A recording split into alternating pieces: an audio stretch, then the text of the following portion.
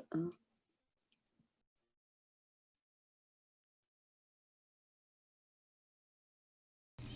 Thank you for joining Power Circle Congregation via Zoom meeting. As participants, we ask that you do the following to assist in the execution of a seamless production. Please mute your computer microphone, mobile device, and telephone when you are not speaking. Turn down your device speakers to prevent feedback or echo. Please remember camera etiquette if you are choosing to be seen on Zoom video. Your cooperation is much appreciated. Thank you and enjoy the service. Good evening, Power Circle friends and family. Let us become still for our opening prayer. Father, Mother God, let us open our minds and hearts to receive your word. Fill us with your joy of living and enable us to create an attitude of expectancy, to receive all of the good you have created for us.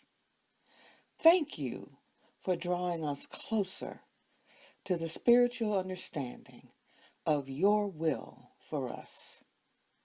As we continue to grow, let us remember to be caring, loving, and respectful, because we were created to be the best individualized expression of you. Let your light shine brighter and brighter through each one of us. And so it is. How are you? I'm teacher Cheryl Murphy. I'm really happy and enthusiastic about having the opportunity to share with you this evening. A very special happy birthday to our Reverend Joe and all of you born during this month of October. We know that the faculty is zeal and enthusiasm. Zeal generates pleasant spiritual motivation for conscious development. Of course, the color is orange, and the disciple is Simon the Zealot, located in the back of the head. Zeal is our ability to move forward in developing awareness and loving it at the same time.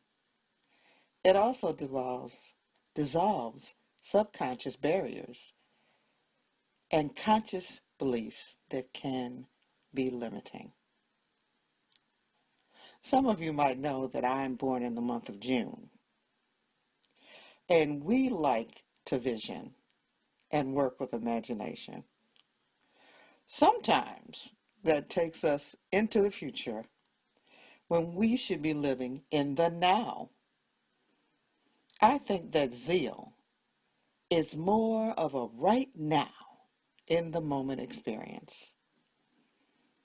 I remember the times I would limit and gauge my enthusiasm because I didn't believe that I could have it all. So I was limiting my own outcome. Thanks to our teaching, I know that all that the Father has is mine. So I have taken all of the limits off my expectations. And I say thank you when the blessings come. And I know you do the same. Galatians 4:18 states, "But it is good to be zealously affected, always in a good thing, and not only when I am present with you." And now for our PowerPoint reading, Wednesday, October 14th. It's called Self-Control by the Reverend Candace Gunn.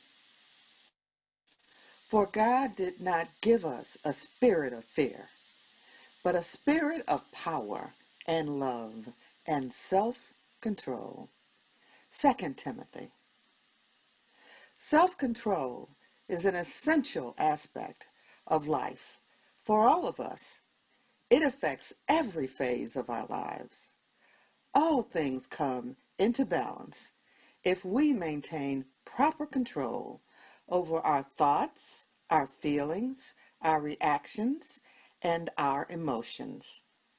When you find yourself spinning out of control, say, I now turn my control over to God. God is in perfect control, and therefore I am in control. It is an uplifting feeling to take the reins of your life and to have control again. To be in control means to remain calm and poised in the face of difficulties. When you do this, you feel exhilarated because you know that you have handled the situation in a way that will bring peace and harmony rather than discord and disharmony. Your life will run smoothly and you will be at peace within yourself.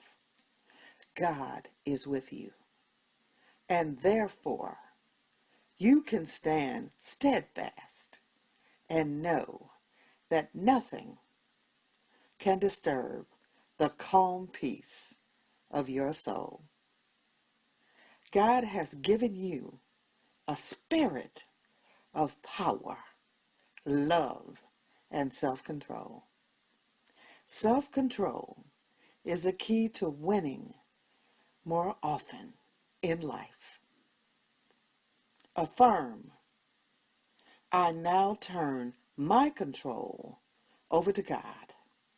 Therefore, I am in control. And so it is.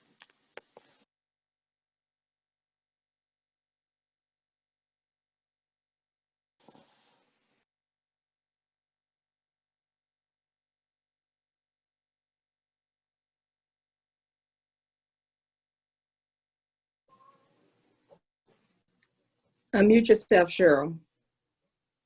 Am I unmuted now? Yes, I can hear you now. You're Very good. good. Very good. All right. It's now time for Bible study. We are using the book Jesus Christ Heals by Charles Fillmore. And tonight we're doing chapter 5. Chapter 5 is the omnipotence of prayer. I love that word omnipotence.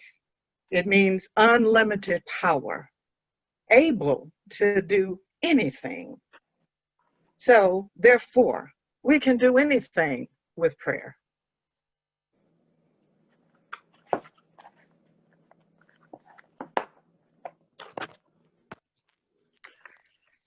So, go back one. There we go. Why is prayer necessary? Prayer is the affirmation of that which is in being, which is God, the mind of the universe.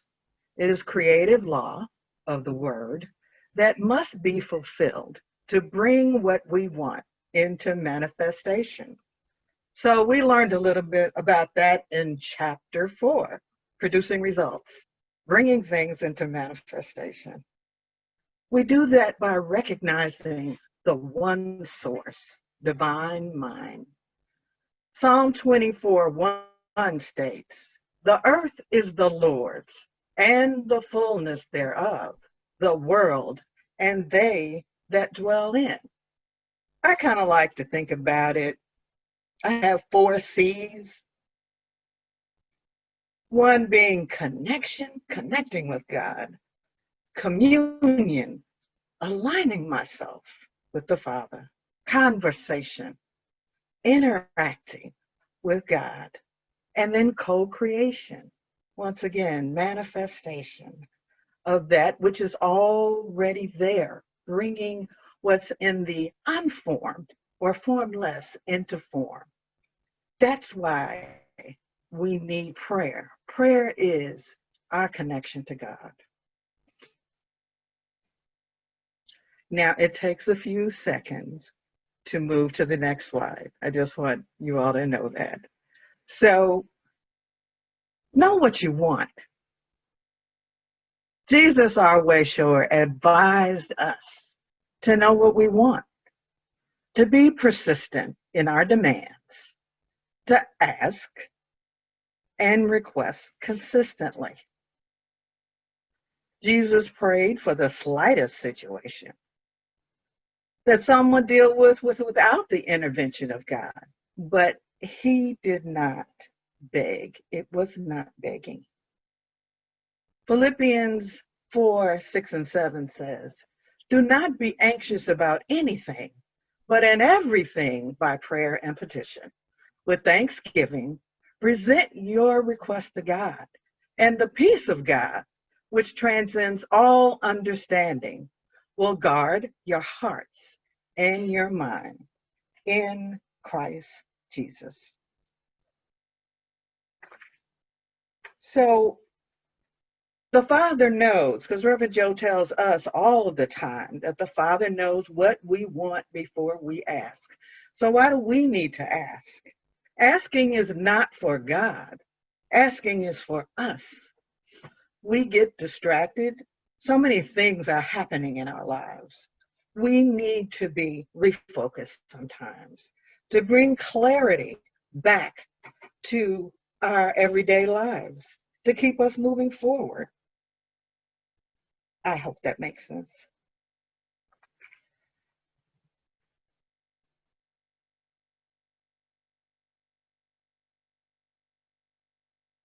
Pray, believing. Jesus believed in lifting up the mortal mind up to the plane of spirit through prayerful thought.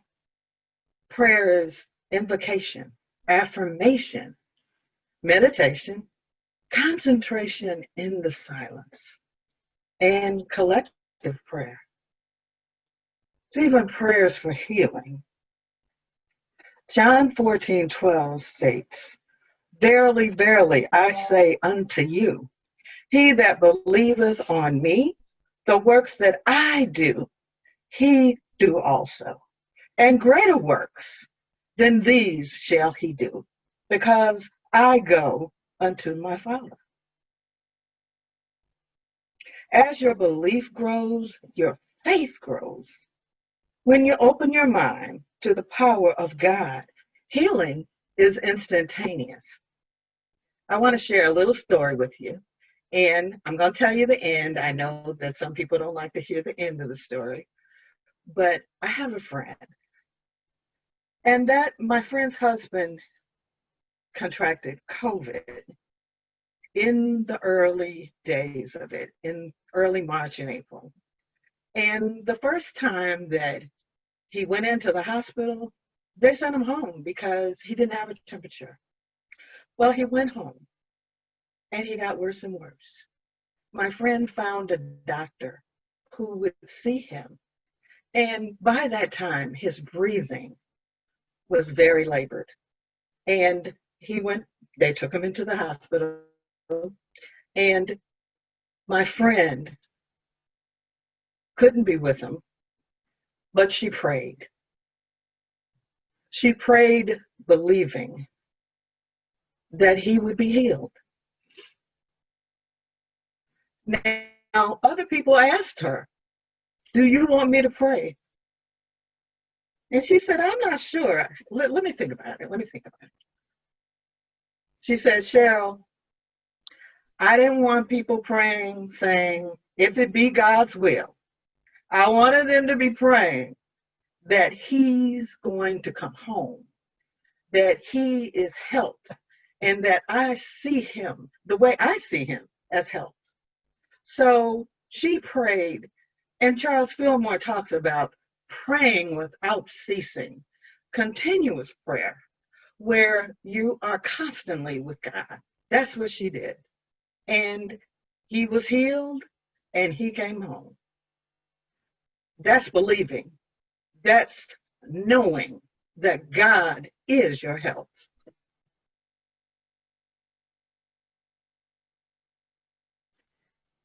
What is the power of prayer? Because we are made in the image and likeness of God, all of the powers that are attributed to God may become active in man. Man can activate any of the three realms, spirit, soul, and body, by concentrating on the thought of them. Spirit is the source of soul and body, therefore the ruling power. Matthew 19:26 states, Jesus looked at them and said, with man, this is impossible, but with God, all things are possible. Friends, I had a situation. We have been doing a huge implementation at work. And while we are doing all of this work, we're replacing all of the systems almost at UI Health. So for 3 weeks, we were working 7 days a week, 12 hours a day from 6 to 6. I would literally come home, go to bed, and get up and go to work in the morning. While there were about 30 of us in a room together, they required us to take COVID tests every week to make sure that we were not affecting or impacting the other person. On top of that situation, of course, I knew God was my help. I was not worried. On top of that situation, the employees struck. So the nurses went on strike. The professional people went on strike. The clerical people went on strike. All of that, the people that do the environmental services people, everyone went on strike. They had, new staff to come in to replace those people. It was a very interesting situation. One of my very strong people, I was not aware at all that he was going to go on strike. So my boss looked at me and said, you got this covered, don't you? And I said, of course, I've got this covered. Inside of me, I had to know that the God in me had it covered. Because truly, Cheryl didn't know how it was going to happen, how it was going to move forward. I came home and prayed, and I talked to my husband. He supported me. And every day I got up trying to figure out and make sure how to cover what needed to be covered. But what was different, I remember the time that I would have been totally devastated by that kind of situation. Whereas I knew that God was in control. I didn't have to make anything happen. God was going to make it happen for me. And so after the third day of being on strike, all of a sudden, I got a call and the person came back. But whether he came back or not, I had to know who was my source. It was not man whose breath is in his nostrils. It was God. So talking about stepping outside of your comfort zone and growth and knowing, this was a very growing experience to me that me and God had the power.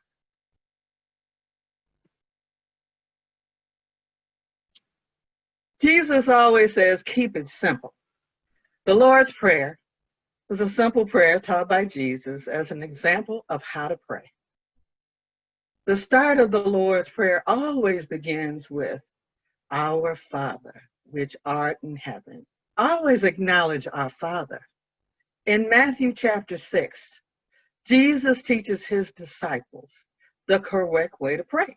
He says that when you pray, you should go into your private place and pray to your Father who is unseen. I'm here to tell you that sometimes you got to pray in the midst of a lot of people. You just can take a moment and step back and be with God. If you recognize God as your source, God is always in the midst. Jesus reminds his disciples that you do not need to say much in your prayers. Your Father knows what you need before you ask him. So Fillmore also says that what happens within prayer is not always, you're not always able to verbalize that. There's so much that words cannot express, that with that interaction between you and the Father is so special that you don't always need words. You might just need to say, thank you, or Father, you know what I need. Finally, Jesus explains that if you want to be forgiven, you must forgive others. That line is so important because if you don't forgive others, all of the things that you are looking to receive are not going to come to you, because I and the Father are one. When I am hurting someone else, I'm hurting myself. So you always have to remember, if you're wondering why your prayer may not seem to have been answered, have you remembered to forgive? Where is the kingdom? The kingdom of God is within us. We all know that. It is this inner center we must direct our attention when praying. If in our thinking we locate God in a faraway heaven, we weaken our power. 1 Corinthians 3:16 says, know ye not that ye are a temple of God, and that the Spirit of God dwelleth within you.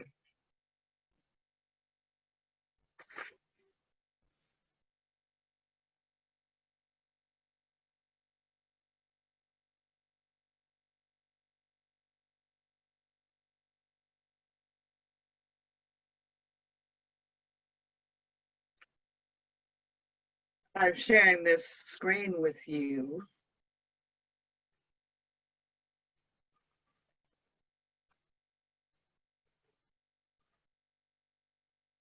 If it will go back.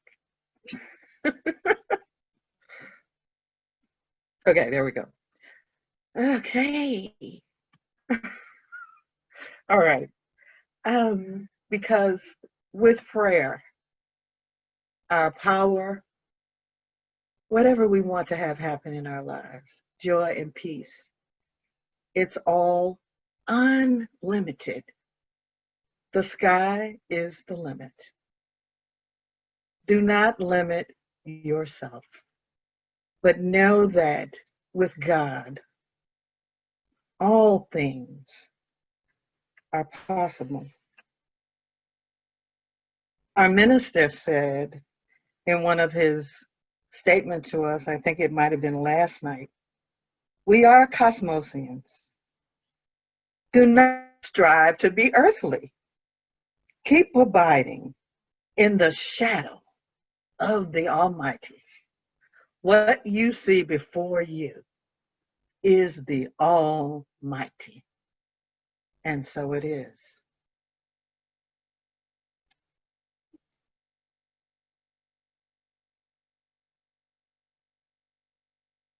Excellent lesson, Cheryl. I love it.